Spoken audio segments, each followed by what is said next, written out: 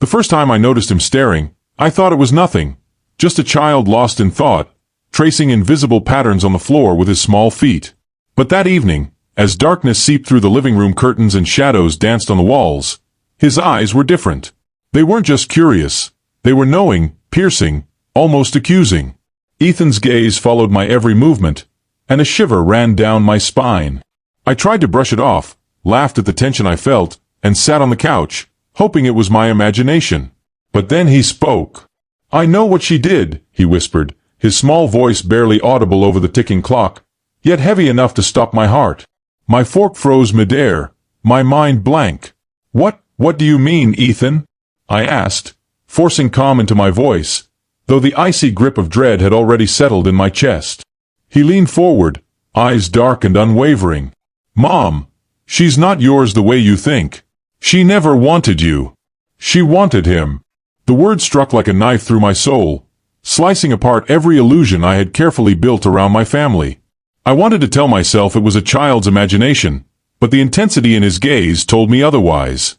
I followed him silently as he led me to the hallway, his little feet moving quickly, but with a purpose I couldn't ignore. Each step echoed like a warning, a prelude to the revelation I feared. "You don't understand yet," he said, stopping at the slightly ajar master bedroom door. I could hear muffled laughter, low and intimate, a sound that belonged to someone who had no right to be there. My chest tightened, my stomach churned, and fear mixed with fury in a way that made me tremble. I pressed my ear against the door, and everything I had suspected, but never wanted to see, was laid bare. There he was, a man I didn't recognize at first, leaning too close to my wife, Lisa, his hand brushing hers in a way that was intimate and forbidden. My world collapsed in an instant, every memory with Lisa tainted by the image behind that cracked door. Ethan's small hand gripped mine, steadying me, whispering, "I tried to tell you. I wanted to protect you, but she said if I ever spoke, I'd be sorry." My mind reeled. How had a 7-year-old been forced to carry such a weight? How had I been blind to the betrayals happening under my own roof? I couldn't move. I couldn't speak.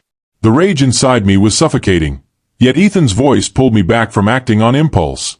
"You need to know the whole truth," he said, and he began recounting the months of deceit, the hidden calls, the late-night meetings, the texts deleted too carefully to trace. Every detail was precise, chilling, and heartbreaking. My wife had not only betrayed me but had carefully orchestrated a life where I remained blind. And Ethan had watched it all, silent, trapped, forced into complicity by fear. I remember feeling a strange combination of disbelief, sorrow, and a searing anger that threatened to consume me. I wanted to storm in, demand answers, make her pay in some way, yet I was paralyzed by the enormity of the revelation. Ethan's gaze never wavered. "She smiles at you every day, pretends everything is fine, but she only pretends. I've been watching, and she has too. I didn't want this for you, but now you have to see."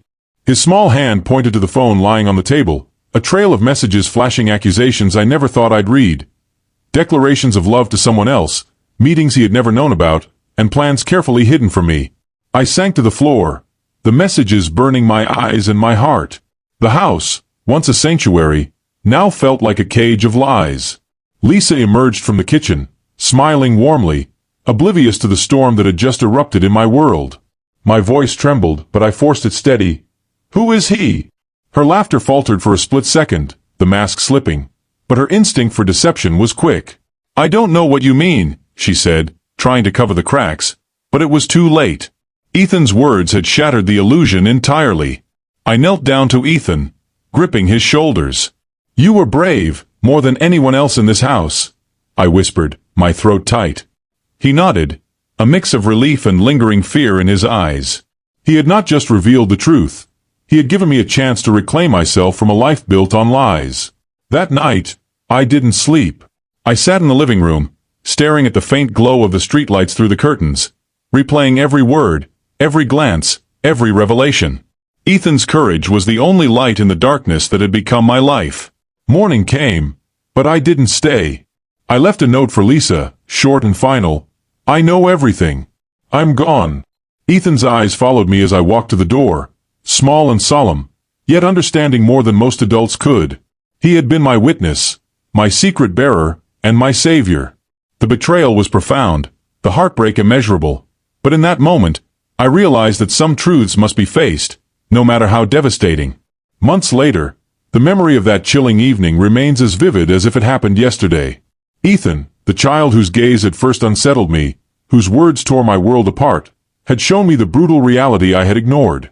The life I thought I knew was gone, replaced by an awareness that some secrets, no matter how carefully hidden, will always find a way to surface. And sometimes, it takes the voice of a child to expose the darkness that lurks in the heart of those we trust most. I often think about Ethan and the weight he carried. A 7-year-old, forced to witness the collapse of a world he barely understood, yet brave enough to tell me the truth that would save me from years of illusions.